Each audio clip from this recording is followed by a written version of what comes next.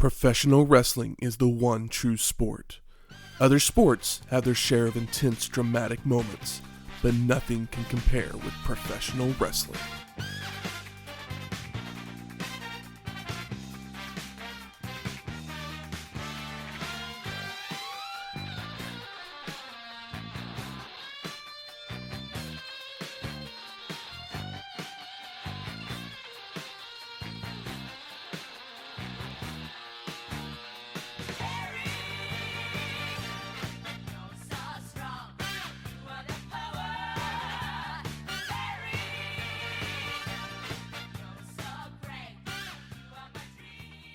Welcome to Wrestling History X, where three friends come together to talk about the stories behind the matches.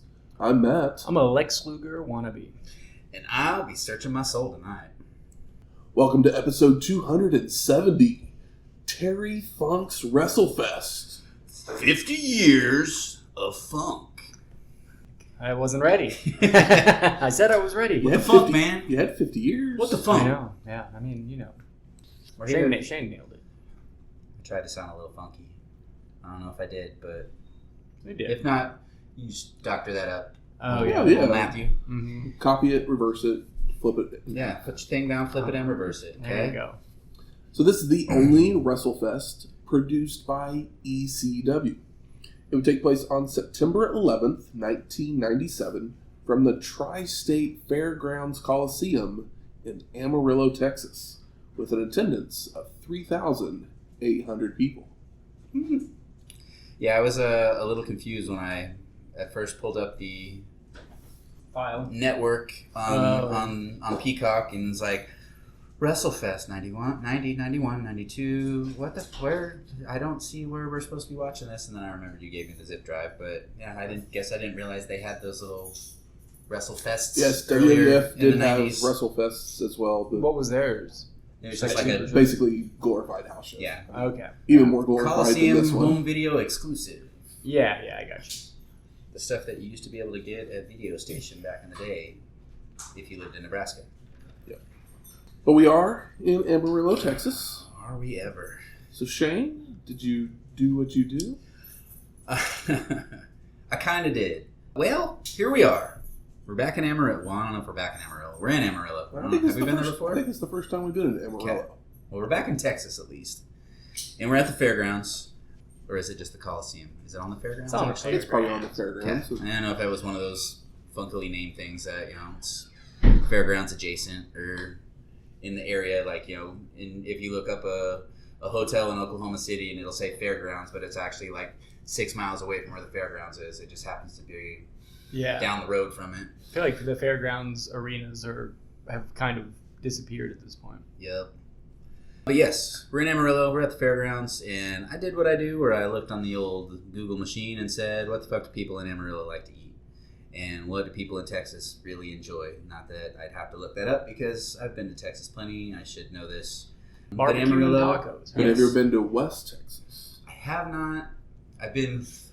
Because I want to say I may have been through it. I've been over it. It's been at least a flyover for me. So like it's not their logo or their slogan, but it's kind of a whole other country. I mean, it's also that counts as West Texas. I imagine very yellow, considering the name of this city, town. Yes, I had to look up that whole definition and everything too of Amarillo. Yeah, well, it's Amarillo, Spanish it just means yellow. Yes. I was like, yeah.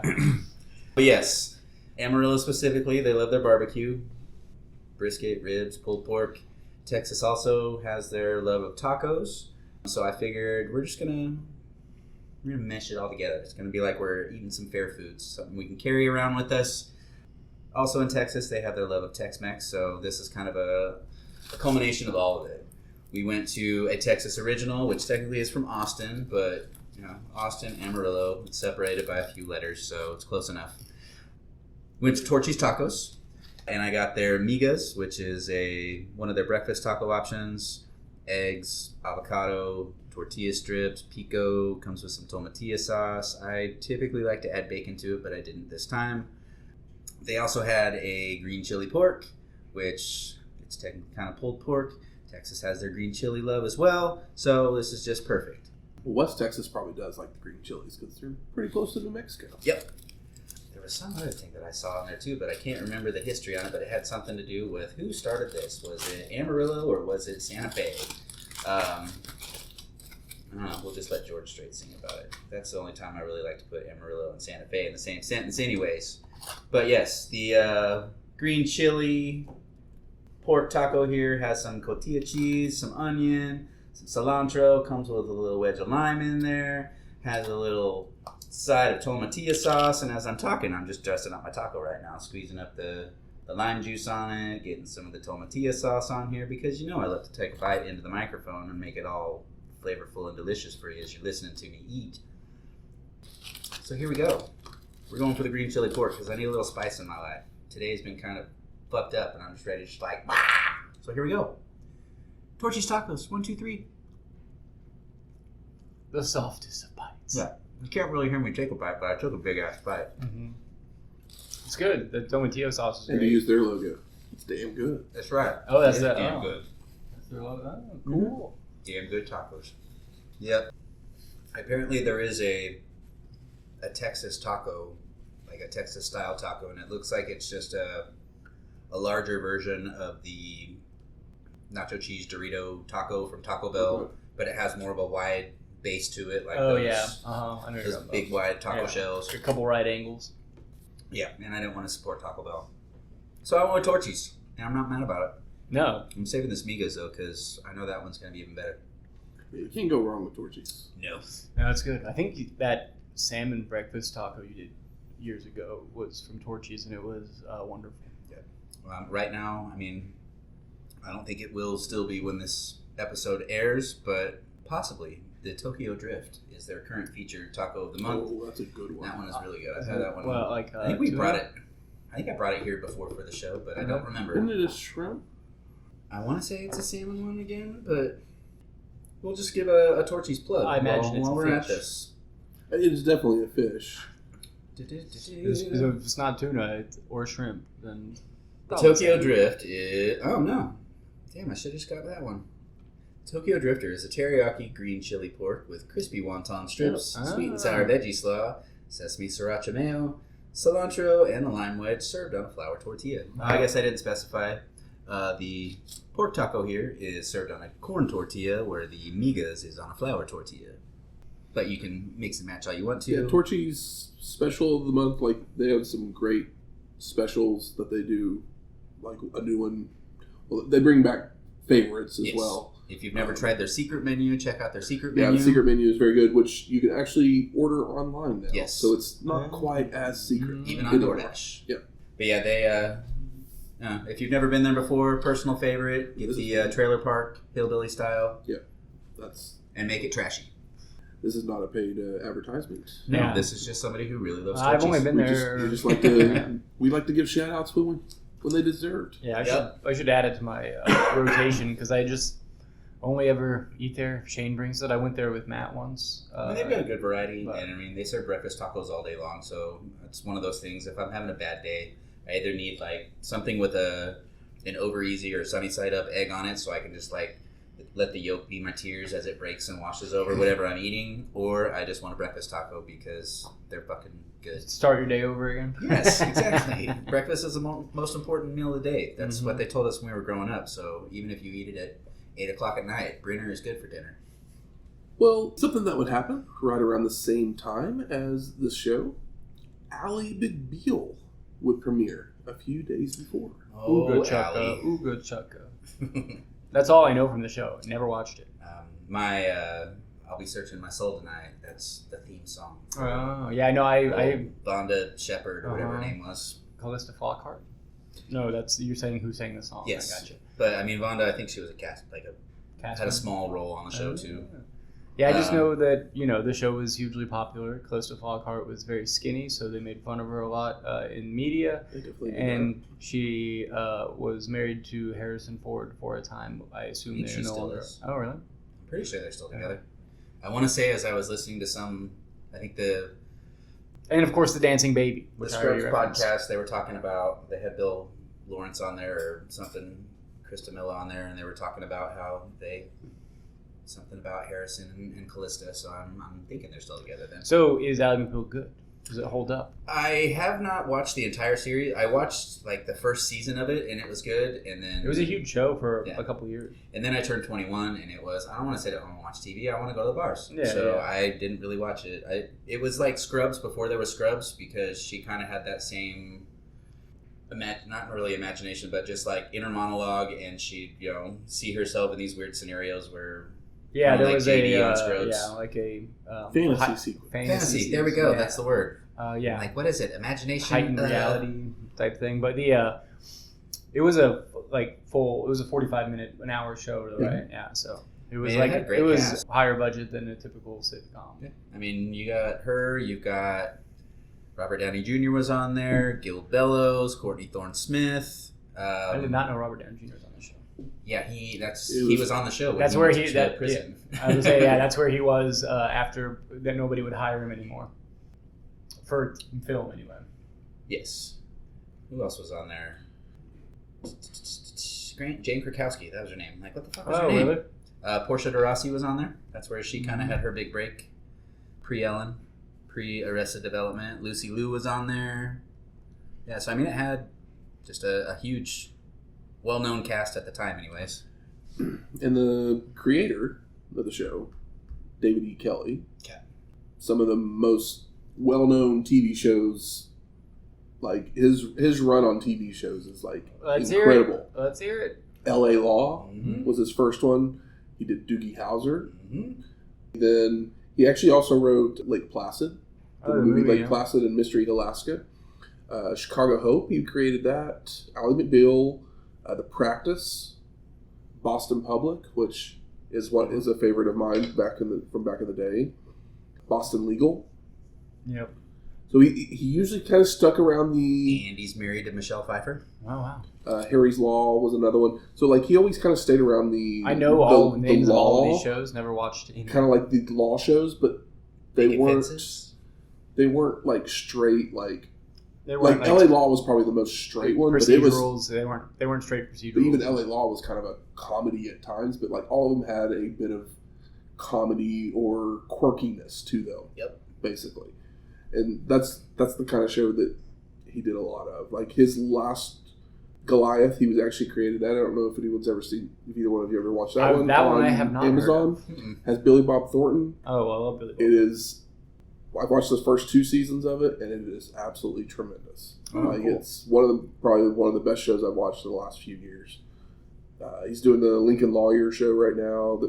So he just keeps coming up with shows basically. But I heard people talking about 9 Perfect Strangers. I never watched that one. But usually, if I see David E. Kelley's name in the credits, I go, "Well, I'll at least give it a shot." Yeah, because the man doesn't usually put out crap. Big Little Lies was great. Oh, wasn't that the HBO thing? Yeah, Big Little Lies was a pretty good show as well. Yeah, I didn't watch that, but I know it was well received. From the Hip. I watched that one back in the day. I saw that one in the movie theaters. Crazy. Wow. That's how old I am. Hey, I don't know From the Hip. It's a Jed Nelson movie. Oh. With that small amount of time where Judd Nelson could. This was when he was already on the extreme downslope. Downslope from Breakfast Club? Thank you. Yeah. I was like, breakfast was straight. I was like, why am I like... Breakfast Club, St. Elmo's Fire, all them. Judd Nelson, not David E. Kelley. But yeah, Ally McBeal, it launched a lot of careers. That Dancing Baby was a sensation. What's the best thing Calista Flockhart was ever in other than Ally McBeal? I think it's the only thing I know her from. The only other thing I can think of is the Harrison Ford movie that she was in with. What movie? Where she Which one was that? I'm trying to remember. Plane crash. You gotta be more specific. Not Air Force One. It's Harrison Ford, so he's been a few of those. I didn't know she was in the Birdcage. Right, she was the girlfriend. Yeah. The fiance. I guess, So yeah, Birdcage might be it. No, it's not that. Well, I mean, as far as the best thing that she's been in. Yeah. Other than Ally McBeal. Well, yeah. Although she didn't add much to it. Hey, somebody had to be that senator's daughter. What was the movie that she met him in? Let's see here. I do not see it here. Why am I not seeing it here? Well, let's see. She played Elise on Guiding Light, and she was Stacy on As the World Turns. Those are my top two favorite soap operas of all time. Am I thinking of the wrong person in this whole conversation? Possibly. I don't know who you're thinking of. I mean, you're not thinking of What Lies Beneath, I imagine. No, it's the movie he did after What Lies Beneath. Talking like 6 Days, 7 Nights with Ellen's other ex, Anne Heche. Yeah. I was like, as soon as you said 6 Days, 7 Nights, I was like, yeah, that's it. I think that's what it is. Yeah. And that's So let's see. That's definitely after the Birdcage. Yeah. She played Barbara Kelly. Okay, or Keeley, not Kelly. Senator Keeley's daughter. I guess 6 Days, 7 Nights was before What Lies Beneath. Oh, okay. Yeah, but it's it's right around the same time. Brothers and Sisters was another good show. Sally Field and Calista Flockhart. Whatnot. At the very least, she was in a TV show that was very hot for a moment, and she married Harrison Ford. So she did a couple career episodes is pretty solid as far as I'm concerned. Like I don't think she's hurting. No. I mean, we still know who she is, even though she hadn't been in much. Yeah, she did web therapy with Lisa Kudrow. So yeah, of the list on here, it would be Ally McBeal, Brothers and Sisters, and Birdcage. Yeah, that's her best of, with a special shout out to Guiding Light and As the World Turns. Good old Procter and Gamble shows from back in the day. I thought you were going to shout out Anne Heche, but no, that's just me. Anne Heche was on Another World. I didn't watch that show. Well, let's get past Flockhart. No one's ever talked about Ally McBeal for this long. Yeah. I mean, or Calista Flockhart. Did we really talk about Ally McBeal? No, I guess Calista Flockhart in a decade. Yes. Let's go to Amarillo. Let's do it for some 50 years of funk. Not by morning though. We're here at night. The ring announcers in the ring asking for a moment of silence and a 10-bell salute for Fritz von Erich, who had passed away the day before. After watching Iron Claw, it's hard for me to shed a tear for him. Obviously he lost so many sons, but well, spoilers. But he wasn't very emotionally available. No, definitely was not. Did he have more emotion than Stu Hart puts out? I'd say no. Okay. I'd go with a big no on that one. We then get the title and date of show comes on the screen with Joey Styles then welcoming us. And we go straight to our first match. Roadkill versus Wing Kanemura. And this is actually Roadkill's debut match. Wow. He was a Taz trainee at basically the ECW dojo type place. Wherever ECW guys trained in between using drugs. Yeah. So he uses his size advantage to start, but Wing responds with a pair of drop kicks and a clothesline to send the big man to the floor, followed by flying through the ropes with a tope suicida. Now back in the ring, Kanemura keeps up the attack with a drop toe hold and a leg drop for a 2 count, when Roadkill would go low twice for a near fall. And they head out to ringside to brawl, where the big man grabs a chair to bash Wing with, before rolling back in for a side slam and a uranagi for 2 counts. Reversed whip sends Roadkill to a corner, allowing Kanemura to charge in, only for the big man to meet him in the middle with a clothesline for a near fall. Roadkill then hits a scoop slam and heads up top, but he misses the splash, with Wing capitalizing with a spinning heel kick and sweeping the legs for a 2 count. And this is where this show does something that I wish all shows did, where there is a 5-minute call over the God mic where they're like, there's 5 minutes left in this match. So if you didn't care, you might care a little bit more now if you're watching the show, if you're at the show. I did not care. No, me neither. But, they do it in every match. Oh, yeah. And I really appreciate that. Yeah, it's always better when they do it in every match, because if they just do it in one match, you kind of go, oh, we're going a while, aren't we? You got to do it in all or one, and then over the mic say what the time limit is for the match. And I think more matches should have time limits that actually matter. Usually when they do that time announcement, then you know that, all right, we're getting like a schmoz finish where they're just going to keep trading pins back and forth, but nobody's actually going to get anything. We're just going to get that final pin at the 1, 2, and then ring the bell because, you tried too late. But if you do it every time, And you never know. It's a thing that, got left behind years ago, and I wish it hadn't. Kanemura then charges into a big boot, allowing the big man to go for a powerbomb. But Wing escapes and drop kicks the knee, followed by a scoop slam and a senton for the pin and the win. So congrats, Roadkill, on your first match. Yeah. We'll see you in a few years. Welcome to Texas, Wing. Yeah, where's Wing from? Basically was in the Wing Duh. promotion. Yeah, duh. But he literally then took the name Wing Kanemura as part of his name. It was super so weird. It was like Johnny Nitro before Johnny Nitro. Yeah, exactly. Aww. Yeah. Sweet. But yeah, match was fine. It's Johnny TV now, sir. Oh, my bad. I haven't seen him in a while. Because he's TV ready. But has he been on TV? He's on ROH like every week. Okay. I don't watch ROH, so I don't know. Not too many people do. Yep. I didn't even know I could, honestly. Yeah, I mean, news to me. You can watch ROH if you go to see AEW and they're recording beforehand. Or on honorclub.com. Yeah, but if it's not on an actual television channel. Is it actually on TV? He's Johnny Stringy. I wonder if we're going to get Johnny Netflix. Is he going to make the return to the W? I mean... Him and his wife are having a lot of fun. I hope so. Yeah. So we're going to go to our second match. Taz versus Chris Candido for the ECW World Television Championship. The champion came out first.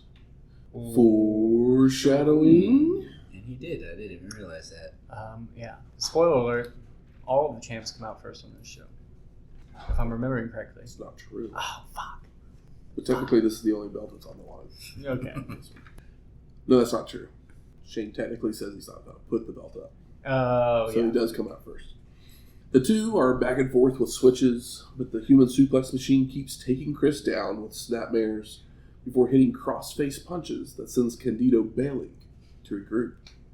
And Chris is whipped to a corner where he leaps up and over a charging Taz, grabbing a headlock, only for the human suplex machine to nail an Ipanze and a drop toe hold, before hooking an ankle, forcing Candido to make the ropes. Taz's whip is then reversed, with Chris kicking him low, allowing Candido to deliver a powerbomb, followed by taunting the human suplex machine with his own arms folding pose, so only gets a 1 count once he does make a cover. Man, the last guy that you want to mock. He did a pretty damn good job of it, though. I mean, I was pleasantly happy. Yeah, Candido's heel work is only getting better. Like, in the first 30 seconds of this match, he's complaining about non-existent hair pulls and tight pulls, but with more enthusiasm and better fashion than a lot of people doing that. Yes. Yeah. And not having to play second fiddle to the misses. You can see it from the nosebleed. Chris continues with a snap suplex, stomps, chops, and leg drops for a 2 count, before going to the top, only for Taz to catch and drop him with an overhead belly-to-belly suplex. Now back to their feet, Candido ducks a clothesline and hits an enziguri for a near fall. 4-minute call. Followed by the human suplex machine catching Chris on a leapfrog for a T-bone Tazplex. Ooh, it's nasty. The human suplex machine keeps up the attack with a front headlock Tazplex. But he then charges into a back elbow, allowing Candido to take the human suplex machine to the turnbuckles for a Super Rana for the pin. And no! Taz kicks out. Chris then goes for a vertical suplex, only for the human suplex machine to counter it into a Taz mission for the submission and the win. Yep. I mean, nice stuff. So close. I could watch these guys wrestle twice as long. Yes. So you remember how we were talking about the great cameras that we had in the last shows for ECW? Yeah. Yeah, we're back to they won this little camera at a fairground, little carnival. They bought something. They threw a dart at a balloon and got a camera that went into the. They got it at a pawn shop Fishbowl. outside of one of the native casinos. Yeah. The Federation has nothing to do with the recording of this show. No, they did not. They did not. Yeah, they did not send help down to Texas. I bet Terry got some old TV gear from from someone in town. I mean, it's probably the news stations, Yeah. like their old cameras that they were like, yeah, we'll let you use these. It did kind of look like, old Stormwatcher, weatherman type shit. It also doesn't help that this wasn't on a network, so nobody attempted to clean it up or whatever. Yeah. But You get full VHS flips and blips. And Yeah, it's a VHS tape that's been degraded to hell. Yeah. Yeah. They probably recorded it over top of something else. But it did, while I'm complaining about it in one breath, I'm also going to say that it did give me that memory of back when you had to hit the tracking and... Yeah. As far as the look of the show goes, it reminds me of when you go back and watch like older wrestling shows from like the 70s or early 80s on like YouTube, like where the buildings are just kind of like, they're not built up as tall, so it's wider, and the way that the crowds Everybody sitting on bleachers instead of chairs. Yeah, interact and stuff like that. It's just got that old school look. So it looks nice. We watch shows that look much worse than this, even quality-wise, let alone building. But I'm loving this building, and of course, everybody that's there is very enthusiastic because it's 3,800 people thinking that they're going to see, potentially, just maybe, the last Terry Funk match in Amarillo. We'll get there. Correct. So we go to our third match. Lady Cooga versus Shark Tsuchiya. Yep.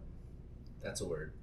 And Shark takes it right to Cooga with chokes and a body scissors until the lady turns it into a half crab, forcing Tsuchiya to reach for the ropes. And you know what? I kept getting my notes wrong in this because I believe Cooga comes out first, but they announce her as Shark. So then I started taking my notes, and then I realized it's like, no, that's not the right person. It says Lady Cooga on her stuff. But then I couldn't divorce the names in my brain because like I'd already imprinted on it like a baby duck. I was like, well, that's my Shark, and that's my Cooga. But it drove me nuts. Don't feel bad. It took me halfway through the match to figure the same thing out. I was like, wait a second, yeah. And for some reason, they look very different builds, but like the names seem like they could be like interchangeable. Yeah. I don't know which one it was. I just looked at one of them and said, "You're not Luna." I finally figured it out because the one with the Cooga had it on her tights. Yeah, exactly. That's the only reason I was like, finally, I was like, I think I have this backwards. Yeah. And then I kept writing my notes, and I was like, fuck, I'll scratch it out and write the right name down. They go into a test of strength. Fucking favorite. Which leads to the lady having her arm worked over. But Shark charges into a boot, allowing Cooga to nail a tornado DDT. And the lady goes for a crossbody, only to get caught and slammed down to the mat, followed by turnbuckle smashes and more chokes. A side slam from Tsuchiya for a 2 count, goes for another, but Cooga turns it into a tilt-a-whirl head scissors, only to celebrate, which allows Shark to recover and deliver a clothesline. The lady then starts running the ropes, taking Tsuchiya down with a wheelbarrow roll for a near fall, before nailing a kapoo kick and a jumping DDT. And Cooga heads up top for a diving knee strike that gets a 2 count, before trying for a drop kick, which Shark avoids and delivers a back suplex for a near fall. Tsuchiya goes for another suplex, but the lady counters in mid-air to land on top, only to get caught running the ropes for a powerbomb attempt, which Cooga counters in mid-air into a small package for a 2 count. A missed roundhouse by the lady allows Shark to hit a back suplex and multiple clotheslines that just wear out Cooga for the pin and the win. And the crowd actually cares about this match and boos the heel who won, which was surprising. But, maybe they've worked around here before, or maybe they just recognized the strong heel work and booed her. But it was a fun match for 2 people I've never seen and may never see again. I didn't specifically look it up, but I'm going to probably go with we're never going to see it. I think so, too. Yeah, I wasn't asking you to look it up. Super J Cup, and we're going to have this... Oh, they're going to have let women in the Super J Cup? Yeah. That'll never happen. I guarantee that. Well, not win, but just, escort somebody to the ring or something. Oh, okay, maybe. So we go to our 4th match, the Youngbloods of Chris and Mark Youngblood, with Ricky Romero, versus the Bushwhackers of Butch and Luke. Bum, bum, bum. They can't be the sheep herders? They don't work for the Fed anymore. No, but nobody knows the sheep herders. Maybe they do. You got to say the names that people recognize. Yeah.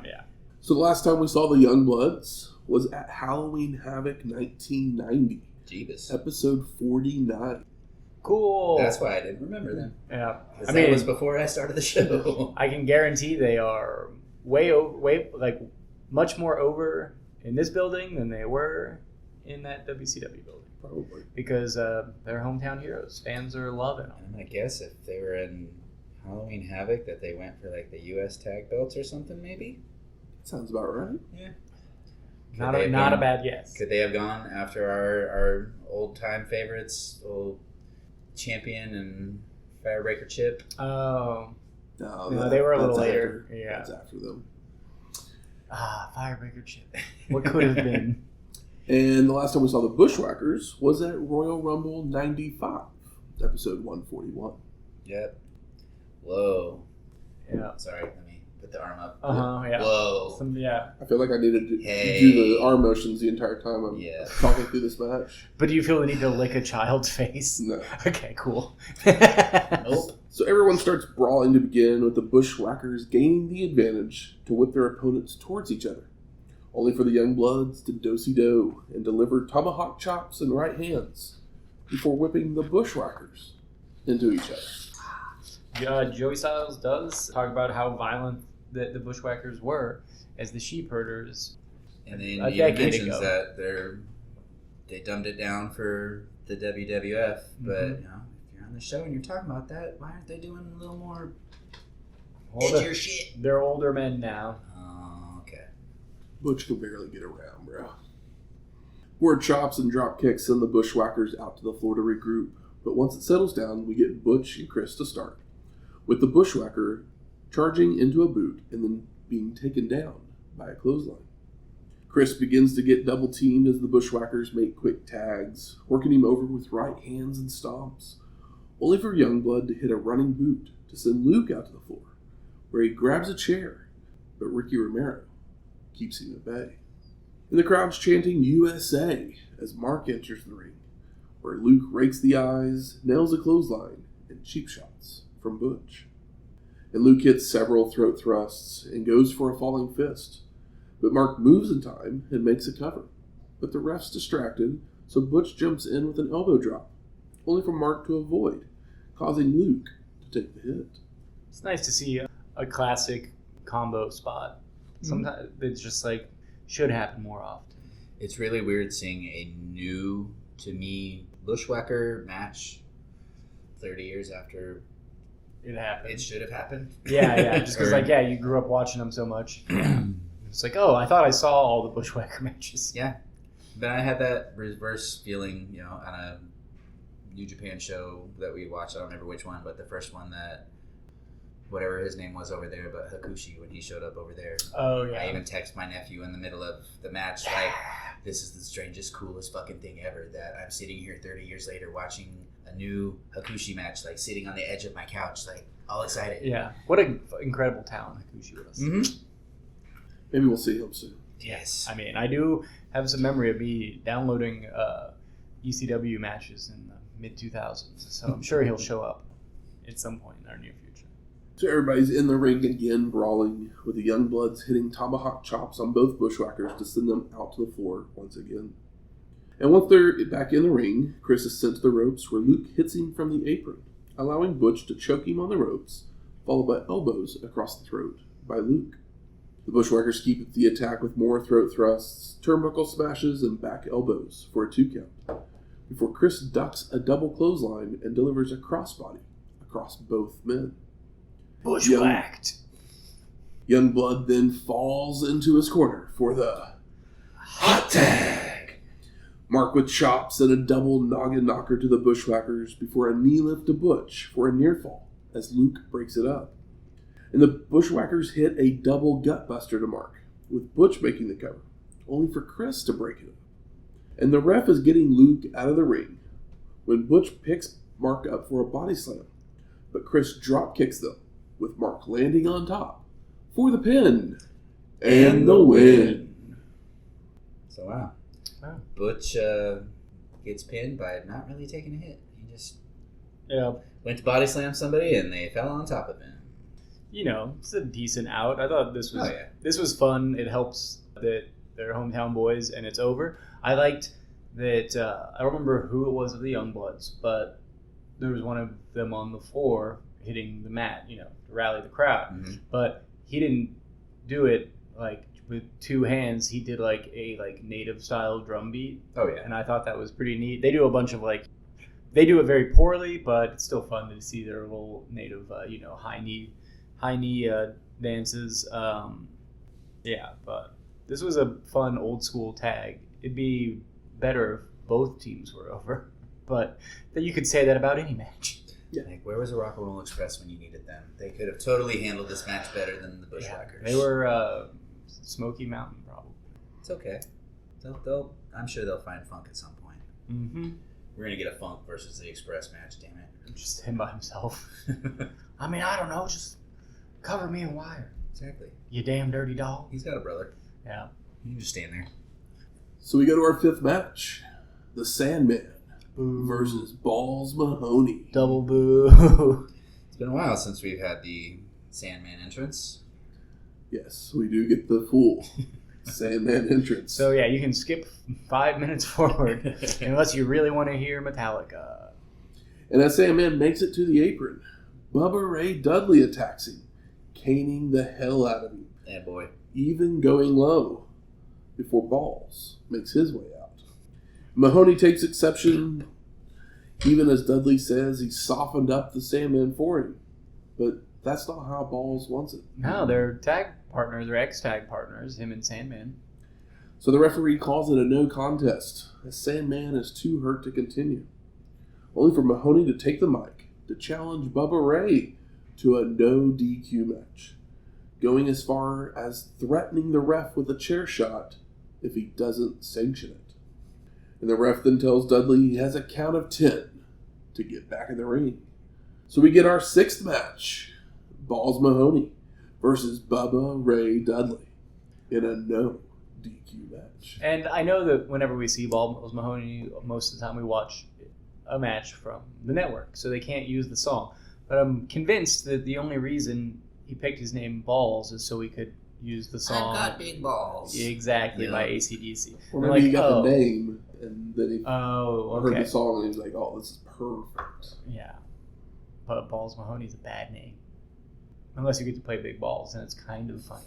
Kind of funny one time. Mahoney starts off with jabs and a wind-up eye poke, followed by a leaping forearm for a 2 count. But Buh Buh Ray responds with a bulldog, turnbuckle smashes, and a back body drop before breaking out some dancing. Someone has to do it, I guess. He hasn't done dancing in a while. Uh-uh. Cool. He's not stuttering at least. Let him get his groove on. How Bubba got his groove back.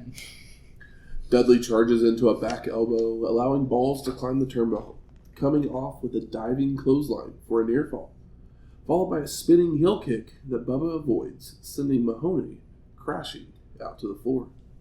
And Dudley heads out to brawl, using a chair and cups of beer over the head of Balls, which just wake him up, brawling till they head back inside the ring, where Mahoney reverses a whip before a super kick as Buh Buh Ray stumbles out of a corner, followed by grabbing the chair and coming off the top rope, only for Dudley to drop kick him in midair, which misses, but they sell it anyways. Yeah. It's not an ECW crowd because they didn't start yelling at him. You fucked up. No, they also probably weren't paying attention because Lord knows it was difficult for me.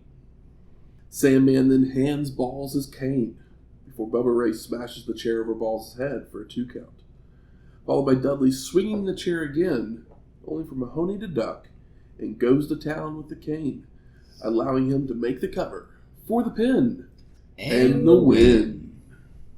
Post-match, Sandman then jumps in to exact his revenge as well, even as Buh Buh Ray continues to fight with the chair. But Dudley finally escapes to the floor. I was going to say, where's Devon? But I guess we're in Panhandle, Texas, so... They probably just paid for Buh Buh Ray. Yep. Yeah. It's like, well, he He's been a Dudley longer. So we go to our 7th match.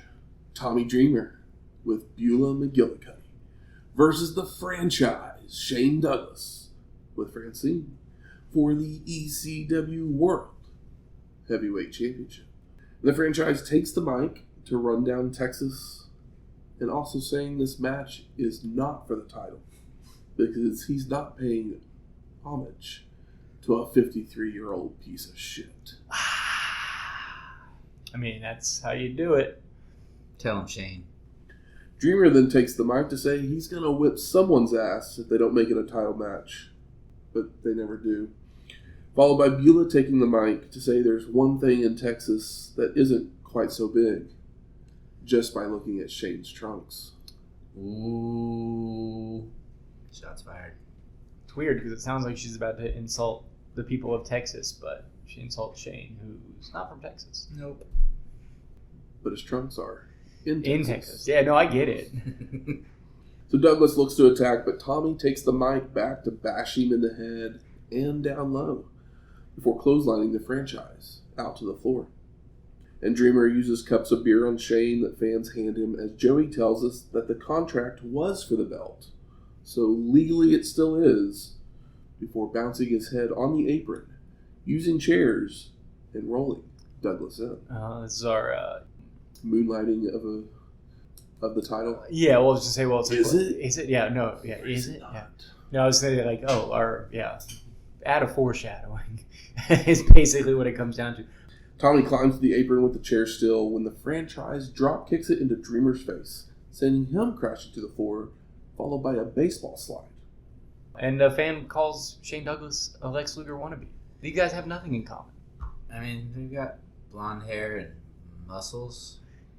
Yeah, that's about it. Lex Luger they both never had the heel work. A teeny line. I was gonna say they had a teeny tiny little stint in the WWF, but Lex's was a little bit more.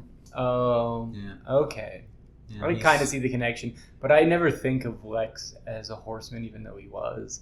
And I also never think of Lex as good of a wrestler, even though I do like him and think that he plays his part well, especially the longer he's in wrestling. Because he doesn't come from wrestling. He doesn't give a shit about wrestling.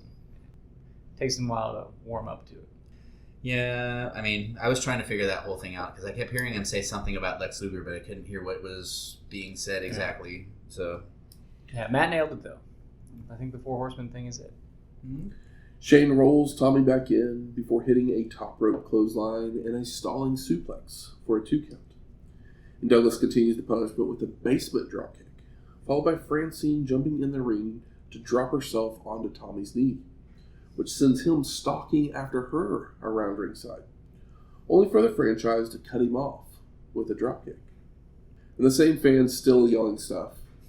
So I'm just like, sir, you drank too much. Yeah. Time to cut you off. So Shane picks up a chair and looks like he's going to swing it at him, but instead takes his frustrations out on Dreamer. God, how great would it have been if he would have just started swinging on that guy? Shut up! They roll back in where Douglas nails a shin breaker onto a chair and then drop kicks it from underneath Tommy before locking on a figure 4 in the middle of the ring. And Dreamer's trying to rally, so Francine jumps in the ring to rake his eyes, followed by Beulah doing the same to the franchise, causing the break of the hold. And Shane's blinded, wildly swinging for McGillicutty, allowing Tommy to sneak in from behind for a roll-up that gets a near fall. Douglas with a chop block to regain control before climbing to the top, where Beulah distracts him, again allowing Dreamer to recover to press slam the franchise down to the mat. And Tommy keeps up the attack with a hip toss, right hands, back body drop, and a bulldog for a 2 count, followed by calling for the DDT. But Francine jumps in the ring again, only for Beulah to do so as well for a cat fight! It's been a while. Yup. Francine gets the better of it, but Dreamer grabs her for a DDT, only for Shane to chop block the knee again to make the save, before grabbing McGillicutty to deliver some hair toss slams and a belly-to-belly suplex. Wild. And as Douglas celebrates, Tommy again sneaks in for a roll-up that gets 2, followed by a Death Valley driver for a near fall, a belly-to-belly for a 2 count, and a DDT for the pin. And no, Francine makes the save. Dreamer then grabs her and nails a pile driver. Yep. But the franchise is back up for the two to trade strikes until Tommy's whipped to a corner and bounces out into the waiting arms of Shane for a belly-to-belly suplex for the pin and the win. I must say, Tommy Dreamer gave Francine the safest pile driver ever. Yeah. He basically just laid flat. It was barely a pile driver. Her head never touched the mat. Yeah. No. It was purely safely on his between his thighs. thighs. Yeah. And Shane's attack of Beulah did not look so nice. I'm sure it was safe, but she got the worst of it. Probably liked it though. Maybe, who knows? She seems a little freaky like that. Yeah, Fran's a little taller. She seems a little bit more substantial. Beulah seems so frail. Yeah. He had to make it a little bigger too, because they're in Texas. So. Yeah. The ring announcer is then in the ring, and he says we have a special guest in the house. Amarillo's own shoot fighter, Steve Nelson. Huh? Who? Who will defend his USWF Heavyweight Championship at a show in October. And this is the last time we will be seeing Steve Nelson. Yeah. I mean, yeah, they're just. It's like, okay, Hometown hero. Yeah, we just want to sell that there'll be some kind of fighting event here. Yeah. You guys next month. You guys love the Youngbloods? Where do you get a little Steve? He was never good enough to make the UFC, but one of USWF's other heavyweight champions, the guy that actually beat Steve for the belt, actually went on to be like the middleweight champion in UFC. Who was it? Dan Severin. No. It was some guy I didn't recognize. Yeah. Tank Abbott. Yeah, middleweight guys. Butterball. Bean, whatever his name was. Hoist Gracie. So we got our 8th match. Mankind versus Sabu. Come on. With Bill Alfonso. First time ever, folks. First time ever. I mean, Mankind versus Sabu.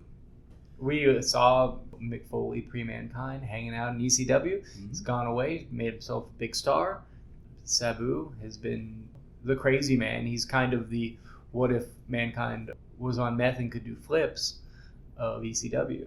And this is a probably 1997 dream match for all the smarks out there. So as the match is getting started, Joey mentions that Fonzie is 0-1 on the night, as RVD got a little overconfident versus Dory Funk Jr. Ooh. That match was actually right before this one on the card, but for some reason it wasn't on the tape. My assumption is because Dory Funk Jr. probably didn't look too hot. So they're just like, we just don't want to make Dory look this bad. It's possible. Who knows? And I couldn't find it. To win a match that, like, in all reality, you probably wouldn't win. Yeah. But, I mean, that's cool for Dory. And that's cool of RVD to lay down for him. I mean, I'm pretty sure it was like a roll-up. Yeah, I assume so. I can see it in my head. And it doesn't sound like it. In my head, it doesn't look very good. Yeah, in my head, it's almost the Austin Owen Hart SummerSlam roll-up where it's just I'm going to trip backwards real fast and you just touched my boot and pinned me. Yeah, the guy might be paralyzed. So our two competitors trade strikes to begin until the Homicidal one floats over a back body drop, nailing a spinning heel kick to send Foley bailing out to the floor, only for Sabu to fly over the ropes with a slingshot senton, leaving Mankind holding his knee. The Homicidal one heads back into the ring to fly through the ropes this time, but Foley's still down, so Alfonso slows him down. Mankind heads back into the ring where Sabu drop kicks the leg and begins to work it over, when Fonzie would slide a chair in to ram the knee into it, followed by Air Sabu in a corner for a 2 count. The Homicidal one then sets up for another one, but Foley greets him with a back elbow this time, before climbing up the turnbuckle, only for Sabu to recover to deliver a Super Rana for a near fall. Mankind then has his head rammed into a turnbuckle before being dragged to the top with the Homicidal one going for a triple jump Rana. but Foley knocks him down, causing Sabu to crotch himself, followed by Mankind just pulling him off to slam his head right into the chair. Like, slam, Misty buddy, slam. Foley goes to use the chair again, only for the Homicidal One to kick it back into his face, before Mankind tries for a clothesline. But Sabu moves, leaving Foley hung up in the ropes and falling out to the floor. The Homicidal One then sets up a table straddling the apron and the guardrail, As he does. setting Mankind on it before climbing the ropes. But Foley recovers and clotheslines Sabu back into the ring, followed by going for a suplex out of the ring, only to be blocked by Alfonso, holding onto Mankind's leg. The Homicidal One is then shoved away, allowing Foley to grab Fonzie, but Sabu leaps over the ropes with a crossbody that sends all of them crashing through the table. Yeah. And then make their way back into the ring, where the Homicidal One hits a triple jump moonsault to the knee for a 2 count, followed by a second rope chair shot to the head of Mankind. But this seems to wake Foley up as he fires up to pound Sabu down in a corner. He's pissed. He nails a running knee and a double arm DDT before applying the mandible claw. Bang! So Fonzie jumps in the ring, only to get the mandible claw as well. Yeah. Double call. And the ref calls for the bell and the DQ. So he gets the mandible claw also, Thank you. before the Homicidal One breaks it up with a chair shot. Post-match, the two men brawl their way to the back, using chairs as they go. I mean, this was fun stuff, and both these guys had a lot of energy. They obviously wanted to do this match, and it came across in the ring. It's fun stuff. Yep. I'm wondering if Mick's like, I haven't done this in a little while. Yeah, they don't let me. They Kinda don't hurts yeah. a little more. Yeah, they don't let me work this hard or be this violent in the Fed. No.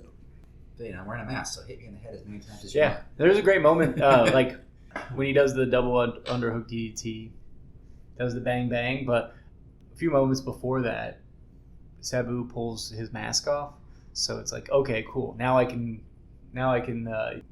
do the Cactus Jack bang bang, and I'm like, what a perfect tiny little note that's just fun for the people that know. It was very, very fun stuff. So we go to our 9th match. The Headhunters of Mofat and Moheem and Jake the Snake Roberts. But is Mofat. With Victor Quinones versus Hakushi, Masato Tanaka, and Hayabusa. Can you have a better 3-man team for our tastes? Pretty damn I know, good. Mofat and Moheem, man. Yeah. Totally. And a pretty out of shape Jake Roberts. I mean, Yeah. doesn't get much better than that. Yeah, Jake in the I watched as he got into the ring and just kept staring at his pants. Like, they just don't look right. I know that's what Jake was wearing at times, but they're not the green. They look like they're borrowed. They look like fucking leggings. Yeah, they look like leggings, but then they're also like leggings for one of the headhunters because they were just way too big and baggy. I think what happened was Jake probably lost muscle weight but gained a beer belly. So he's like, it's like they fit whenever he was like still exercising, but if you use enough uppers, your appetite fades and way down. Yeah, you just get that beer appetite. The last time we saw the Headhunters was at Massacre on Queens Boulevard, episode 196. Hakushi at Wrestling World 97, episode 235. And Hayabusa at Super J Cup First Stage, episode 114. A little bit. Yeah. At this point, I'm like, this show funny as hell. Just like some of these matchups are so funny, but they've all been fun to this point. Can we get a Dark Patriot match, please? Couple notes here. Quinones, the guy who was managing the Headhunters, is actually the adopted son of Gorilla Monsoon. Oh, wow. Okay. He would run the Puerto Rico promotion, maintaining a relationship with the WWF to help their developmental talent in the early days. So, like, kind of before... Center in Puerto Rico. Before so there was they can work some NXT. matches, yeah. They would send these guys down to Puerto Rico to work. It's like OVW before OVW. Yeah. Like Kurt Angle went down to Puerto Rico at one point and worked some, and Quinones was kind of the guy that down there. That's cool. Yeah, I did not know that. This is also the first time we are seeing Tanaka, but we will see much more of him over the next couple years as he makes his way to ECW. I mean, I'm excited. I know Michael knows a lot about the old Masato Tanaka matches. Yeah, the ECW. Shane, are you familiar at all with them? Have we watched? I want to say we watched at least one. No, this is the first time This we've is the first seen time ever? Okay. Yeah. Then no, I don't know how knowledgeable you are of No, I know the name. Late 90s. I know the name, but I never watched any of it. He has a run in ECW against a very large opponent there's some true bangers in there. Yes. I'm excited. I mean, he's fun to watch already, and doesn't help that he's a good-looking dude. He's strong style through and through. So Mofat starts it off with Tanaka shoving him off before nailing a massive clothesline.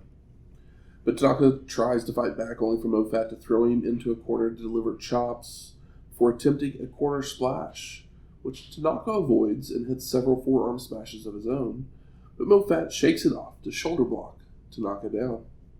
Now Jake comes in with jabs and a chin lock, only for Tanaka to reverse it into a hammerlock, allowing him to tag out to Hakushi, who avoids several of Robert's attacks to thrust kick him down. Jake goes for a handshake, but of course uses it to cheap shot Hakushi with a throat thrust, bringing in Moheem for a clothesline. Hayabusa then comes in for a test of strength. Woo! But he's kicked down, only to respond with a pair of spinning heel kicks and a drop kick that sends Moheem out to the floor. The Headhunter returns to the ring for chops, whipping Hayabusa to the corner where he leaps over the ropes to the apron, while Moheem charges into a boot, followed by a springboard elbow smash.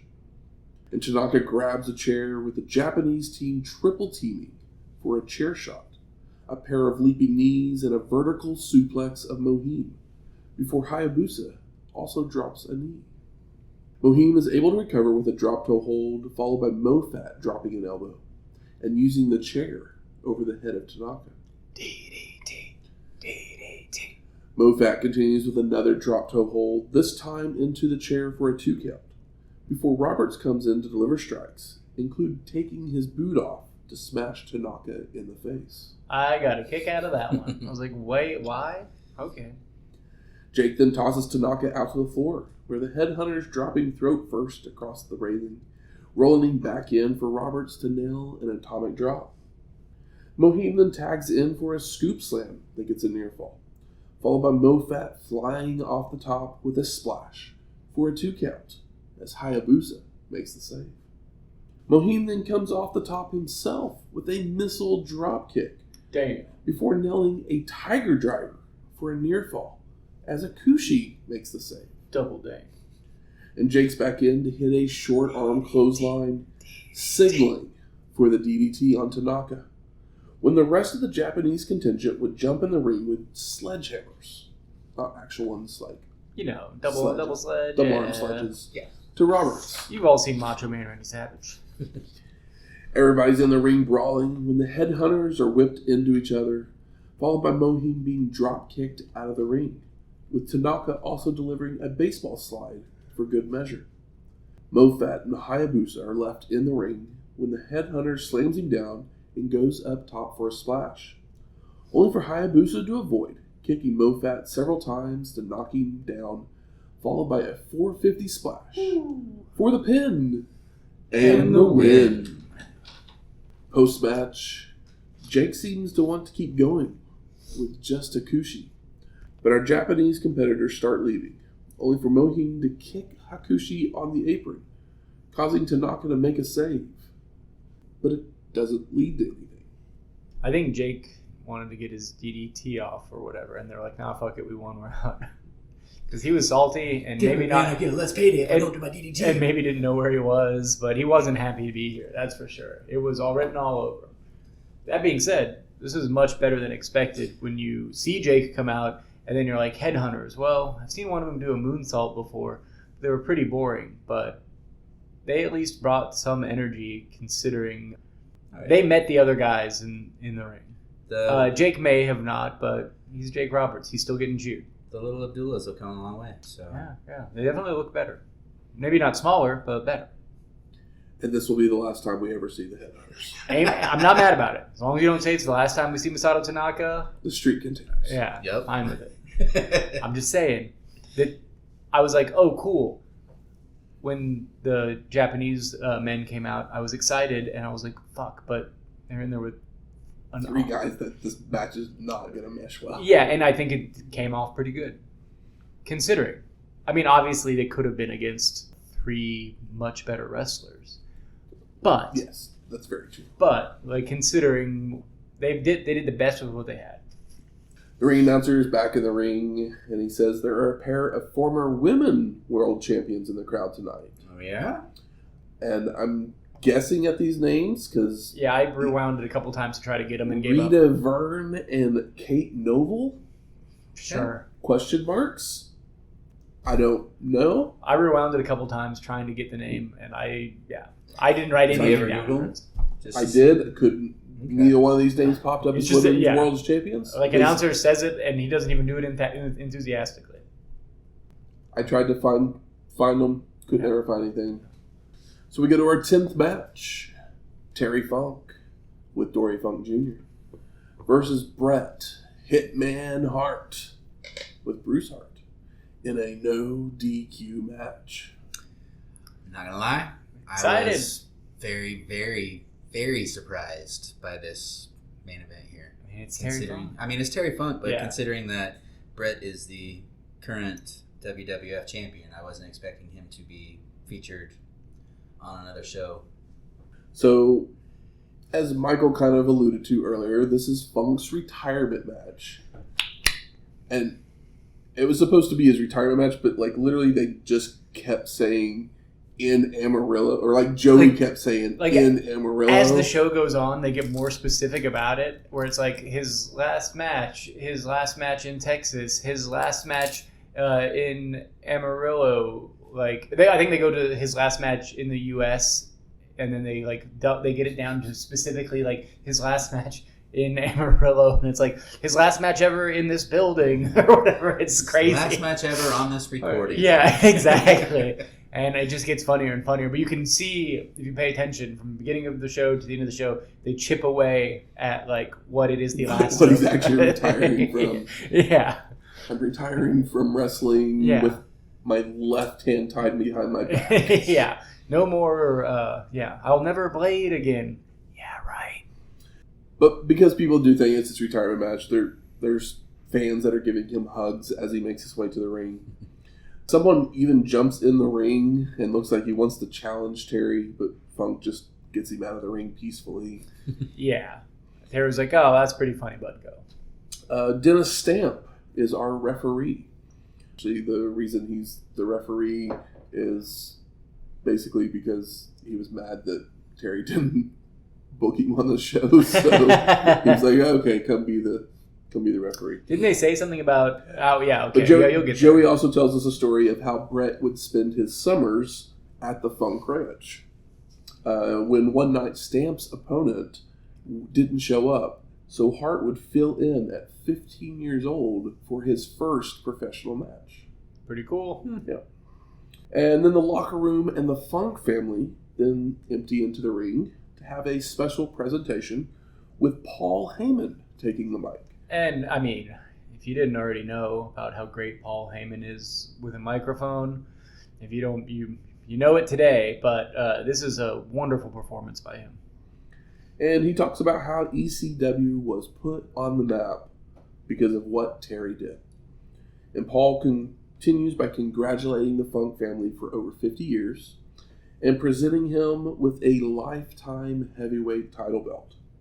And then everyone clears out, leaving just our competitors, and the Hitman would take the mic to say he's honored to be there to work with the greatest wrestler in the game, calling Amarillo Wrestling the best there ever was, before thanking Terry, shaking his hand, followed by saying he's going to give Funk a Canadian ass whooping. And this match actually came together because Terry actually requested Bret to be his final match. I mean, who would you rather see it be? If there's anybody in the industry at this point that can break Vince down to get someone to do this, it probably is the living legend, Terry Funk. Yep. So. You think so? Because, like, Funk was he did it. He did it, yeah. That's true. But, yeah. Match gets going. Terry takes them to a corner to start. The Hart turns it around and breaks clean to show respect before bailing out to the floor to establish that he's controlling the pace. Back in the ring, Funk takes the fight to the mat with a headlock, only for Bret to escape momentarily, until Terry takes the Hitman back to the mat with a fireman's carry. Hart counters another headlock into a front chancery, but Funk is able to take Bret down by a leg, going for the spinning toe hold, causing the Hitman to immediately grab the ropes and roll out to regroup. But Terry just follows. That's right. But Hart wants none of Funk on the floor, so he rolls back into the ring, where they go to a corner again. Only this time, Bret hits the cheap shot and starts wailing on the leg of Terry. The Hitman with chokes, jabs to the throat, and headbutts before delivering a snap suplex and going back to work on the leg. Funk looks to fire up with jabs, but Hart covers up and kicks at the knee again to regain control, knocking Terry out of the ring, with Bret following out to stab at the knee with a chair and slam Funk's head into a table several times. They get back in the ring where Terry continues to get hammered by right hands, only for him to start swinging wildly, when the Hitman would kick him down again and apply the figure 4 with leverage. And Funk makes the ropes, but hey guys, it's no DQ. So Hart just keeps the hold on, until the ref finally gets him to release it, when Bruce would bash Terry over the head with a chair. That damn Bruce. Bruce and Keith are back again, huh? Yeah, Bruce really wants that spotlight. Yes, he does. Bit of a star fucker. But, I mean, it's one of those things where I feel like Stamp breaks the hold just because it's Terry. As opposed to, like, but I'm like, it's a no DQ. But it's like, well, but yeah, he's like, he's had enough. Beat him in the ring. I mean, it's still beating him in the ring. Just like looking up at Stamp, like, could have been me. Should have been me. Yeah. I could have been a ref. I'd rather have Dennis Stamp, and I don't know who he is, Bruce. But the more you want it, the less people want you to have it. Mm-hmm. The two men trade strikes as Funk fires up with left hands, followed by a neck breaker, a DDT, and a pile driver that all get 2 counts. And Terry decides to take the fight to the floor and into the crowd, throwing Bret into a chair before returning to the ring, only for the Hitman to trip him up and lock on a ring post figure 4. But the ref breaks the hold, leading to Hart arguing with him. But they get back into the ring to continue the punishment on the leg as Bruce is yelling into the mic for his brother to finish him. Oh, Bruce. Bret with a backbreaker and grabs a chair to stab at the knee again multiple times, followed by placing the leg in the chair and leg dropping it. Hart starts swinging at the Hitman's leg to slow the momentum, before leg dropping Hart's leg as well. And Terry calls for a chair, and the crowd obliges. Almost hits him in the head. Exactly. Smashing it across the leg of Bret several times, followed by tossing him back out to the floor, where more chair shots across the back are delivered. Yeah, I'm not going to lie. When the call for a chair happened, I was waiting for the massive... The ECW style of requesting a chair. Because it's his last time in Amarillo. Yeah, it's his final match. They're not quite as savage as they are up in Philly. I don't know. Whoever threw that first chair, they threw like a fucking savage. Yeah, they sure did. Funk sets up the timekeeper's table, setting the Hitman on it before Terry goes for a springboard pump splash, only for Hart to have moved, sending Funk through the table and busting him open. Oh, we got a bleeder. Bret rolls Terry back in and sets up for the sharpshooter, only for Funk to roll him up for a near fall. Terry then goes for the spinning toe hold, but the Hitman cradles him up for a 2 count. Hart hits a pair of clotheslines even as they both struggle to walk, followed by a shoulder block by Funk for a near fall, as he collapsed on top of him. And Bret then grabs a side headlock, only for Terry to counter with a bridging back suplex, with the ref making the count. 1, 2. The Hitman gets his shoulder up. 3. As Funk's shoulders are still on the mat for the pin. And the win. Post-match, Hart extends a hand, raising the arm of Terry in respect, before Funk tries to just leave. But the ring announcer shoves a mic in his face to say a few words to the crowd, saying he has no complaints, while Joey says his goodbyes. So fun fact for you. I mean, as we all know, this wasn't his retirement match. No. As Terry would literally wrestle again in 11 days over in Japan. And we will actually see him very soon in the WWF. Yeah. Also, I did look this up. It ended up not being his final match in Amarillo, as he would work 2 house shows while back in WCW at one point. Cool. Also, footage of this match would be shown in Beyond the Mat. Oh, wow. Which we'll watch in about 120 episodes. Yeah, I've seen it a bunch of times. Never not ready to watch it again. It's been a long time since I watched it. It rules. I mean, you know it rules, but it rules every time. Yep. So I ask you, gentlemen, what are your overall thoughts of Terry Funk's WrestleFest? 50 years of funk. Fun house show with a great crowd and some interesting and surprising, bizarre matchups. And I could watch Bret and Terry Funk wrestle all the time. Yeah, a great main event with some stuff that happened beforehand. Yeah, I mean, it was a good show. There was a lot of it that I could have just fast forwarded through because I don't know who Roadkill is. I don't know who Wing is. I've seen Taz and who did Taz Candido. fight? Candido, yeah. I mean, that was fun. Those two were fun together. The one that's tough for me is like the easiest thing to drop here for me is the Sandman Balls Dudley massacre, where I'm just like, ugh. But like, I think the case, cut them out, cut RVD, just give Bruce a match with Dory, and everybody's happy. I think that so you can just cut that match from the show, so we wouldn't have to watch it anymore. I think the silver lining of this show, outside of the main event, is that nobody slept walk through their matches because they were doing it for Terry Funk, with the exception of Jake Roberts, who didn't know where. He was drunk walk. Yeah. He didn't. Yeah, he didn't care. No, I mean, just want to get that damn DDT in. Yeah, but the outside of that, like everybody, to various degrees of ability, brought what they could bring, and so that energy was there a little bit. Plus, it helps when there's 3,800 people there that are excited to be there. No matter how big or small you think that number is, crowd is king sometimes, as we talk about often. Yeah, I mean, it wasn't a boring show. There was just a couple of matches that was just, I don't care about these people, so get me to the next one where it's the people that I know. And even when it had people that I wasn't too sure about, I still enjoyed it. The 6-man match was good, but I mean, everybody watches all of that stuff just to get to the main event. The show is very indie. Yeah. But Funk can bring in some of his friends to give the show a bigger feeling to it. The main event is the only thing that I would go out of my way to watch on the show, as I do believe it is Terry's best match probably since like 1989.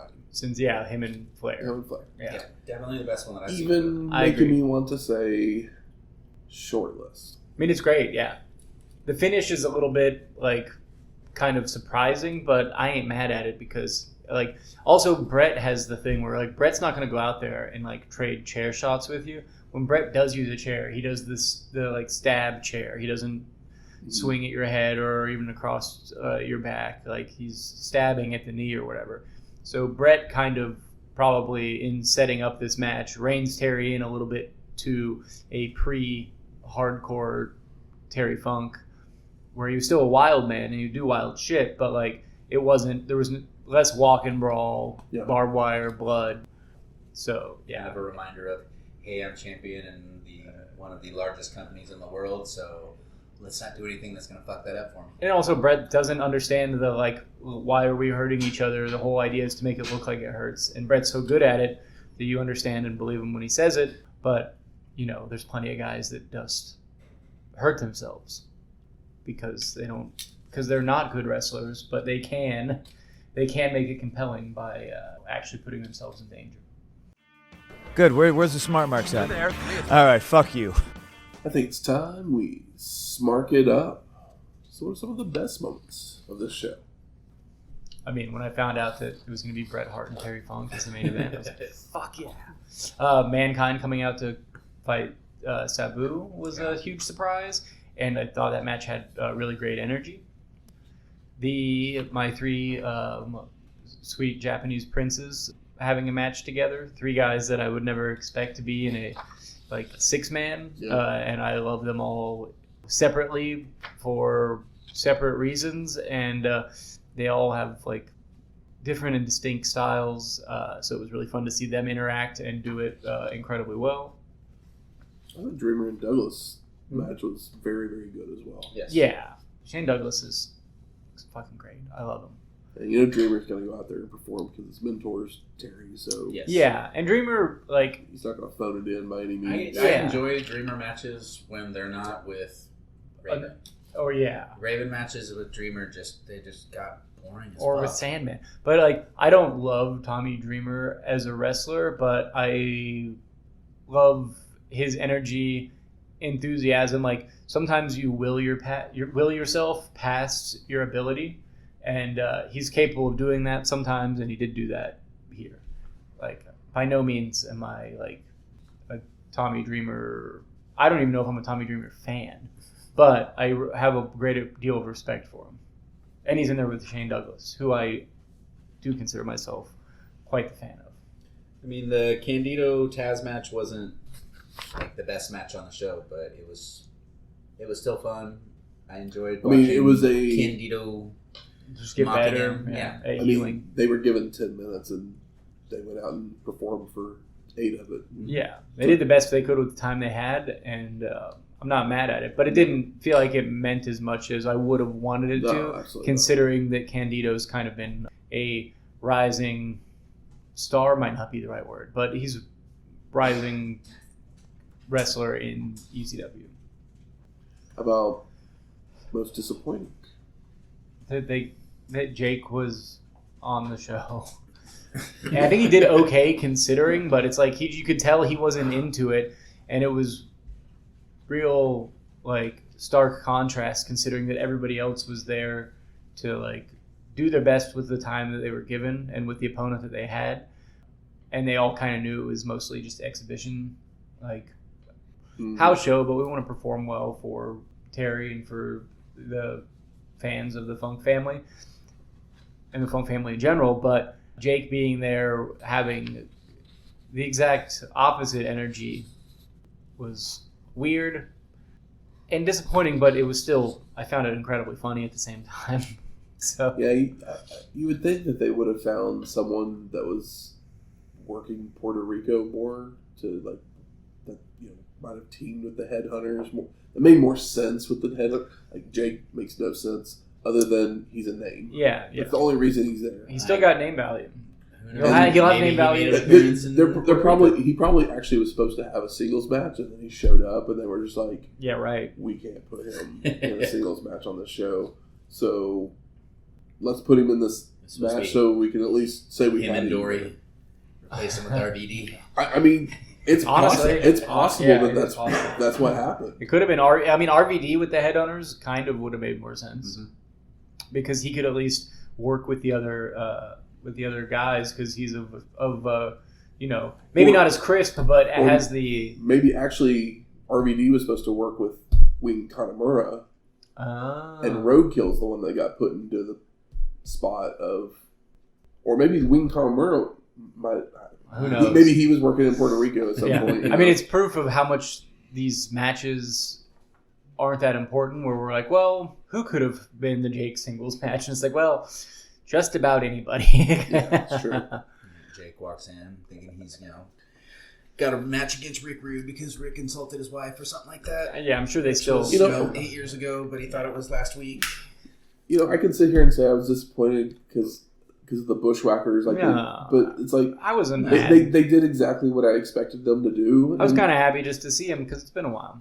I wasn't excited, but like I wasn't... you said, the Buh Buh Ray, Sandman, Balls. That's my most disappointing, just because it was just all unnecessary. It didn't mean anything, and it wasn't fun. ECW produced the show, so they were like, let's put some ECW guys on it, that kind of thing. And that being said, that is the most and Sandman's ECW still match. hurt. That's the entire reason why they did that whole angle. And that's the most ECW thing on the show. Yeah. And to that point, I can't be disappointed if there's only one. How about best performer of the night? We have to give it to Terry Funk, right? I think so. It's his show. And he also, he was a little bit better than some Terry Funk we've seen recently. Maybe. And a lot of that's because he's working with Bret Hart. It's a lot because of Bret Hart, but even, his... we know the real answer is Bret Hart. Yes. We're giving it to Terry Funk. But it's Terry Funk's show. And the match was great. Yeah. So we have to give it to Terry Funk. And, I'm sure that, they set it up together. And it was the correct match. They didn't have a 100% Bret Hart match. They didn't have a 100% Terry Funk match. They met in the middle. Wire was involved. Yeah, they met in the middle in a really great way. And how about most surprising? Mankind Sabu. Outside of Bret and Terry, which makes more sense. Mankind as Mankind. The WWF guys, literally just being there. Yeah. I already said it at the start of the match, the Bret factor being there. I get it, but at the same time, I'm just very surprised that it was allowed, just considering that the Medusa thing had already happened. He's not going to do that. Well, no, but technically, if anything's surprising is that they actually went to a pin and not a DQ in the main event. Yeah. Because usually those kind of things, you just do it. That's why the Mankind Sabu went to a DQ. Because neither ECW or WWF wants their guys to be pinned. Sabu is the Mankind of ECW. So it's it would make no sense for either person. It's nobody has anything to gain from being pinned by the other one. Yeah. Yeah. You can only lose on that deal. Yeah. And Terry Funk's going to leave... he's retiring, so... No, he can walk out. He's not leaving his boots in the ring, but he might leave one sock in the ring. Jade left his boot in the ring, I think, because he threw it at somebody's face. Yeah. And now for a look back even further into the history of wrestling. The dusty finish. The Sandman had held the ECW World Heavyweight Championship for the last few months when he would make his way to Philly on October 28th, 1995 to face the upstart Mikey Whipwreck in a ladder match. Mikey Whipwreck, born 1973, joined Eastern Championship Wrestling as part of the ring crew, working for free in exchange for ring time before the show. Mikey would be trained by Cactus Jack before making his debut on February 1st, 1994. By May, Whipwreck had captured the World Television title, and then by August was a World Tag Team Champion with his trainer. Mikey would continue to ascend the ranks over the course of the next year, when he would win a Battle Royal to become the #1 contender for the ECW World Heavyweight Championship, but was unsuccessful in capturing the title at first. Whipwreck would continue to feud with Sandman until winning the title, becoming the youngest world champion in professional wrestling history at 22. Mikey would move on to face Steve Austin before the former champion would reinsert himself into the dance. Mikey. Love me some Whipwreck. Yep. Next week, Fall Brawl 1997. War Games, the match beyond. The brawl to fall them all. Here we go again. And music from this week's show. I couldn't find a theme song for it, so I just pulled up Terry Funk's album. We're gonna play Great Texan. Oh, nice. You thought you might go Desperado, but let's get some of the Terry Funk Japanese music releases in here. And Bret Hart won our main event, so we're gonna play Heart Attack by Jimmy Hart. Nice call. Yep. If you like this episode or any of our other ones, please go out there and rate and review us on iTunes, Spotify, Google Play, or wherever you find your podcasts at. Do as Michael says. 5 stars. Do it for the funker, you dirty dog. And if you have any questions, comments, concerns. Oh, Funk. We're going where? North Carolina. Go on and raise up. You ever been to Winston-Salem? Yes. No. Have you? Yeah, I flew in there to go to South Carolina. You had to fly into North Carolina to go to South Carolina? It's closer to fly into Winston-Salem than drive down than it is to fly into South Carolina's airport and to go to where I was going. Is that where their Six Flags is? I don't know. I just know I went to the Six Flags once and it was in North Carolina, but I was visiting South Carolina, so I assume it was close to the... It's probably right over there. the One border. to Texas, right? Yeah, but I was already there. Okay. Yeah, Make sure. I was there visiting. But yes, we're going to North Carolina, so give me some help, give me some ideas. What the hell? Take your shirt off, raise it, spin around your head like a helicopter. What? You don't know that song? I think it's Petey Pablo. North Carolina, go on, raise up, take your shirt off, swing it around your head like a helicopter. We're old, bro. It was a song I'm when I was closer to 50 than I am 40, so no, I don't know any Petey Pablo It was songs. a big I song. can barely Closer say to 45 Petey Pablo. than 40. It was probably like 2002, 3 maybe. I remember the name Petey Pablo, and Yeah. it's possible I heard it, but no, I don't recognize the lyric. It's a great chorus. But yeah. Song. What? Give me. I know Winston and Salem are both like brands of cigarettes, but I just quit smoking. I mean, a few weeks we ago, are so in we can't have we are in those. Tobacco County. Yeah. So give me some ideas of what the hell to bring other than barbecue, because we just had a little barbecue today. Funny, my dad smoked Winston's and my mom smoked Salem's. Pretty funny. Salem. With the Right Winston here. guy. Salem, what an awful cigarette. It's like a menthol 100. But you can send any of those things to our email at wrestlinghistoryx@gmail.com or find us on X at WrestlingHistoX. That's Wrestling HISTO. X. We'll talk to you next week. Laters. I should have said laters. I know. I was like, man, I should have got my funk voice in there, but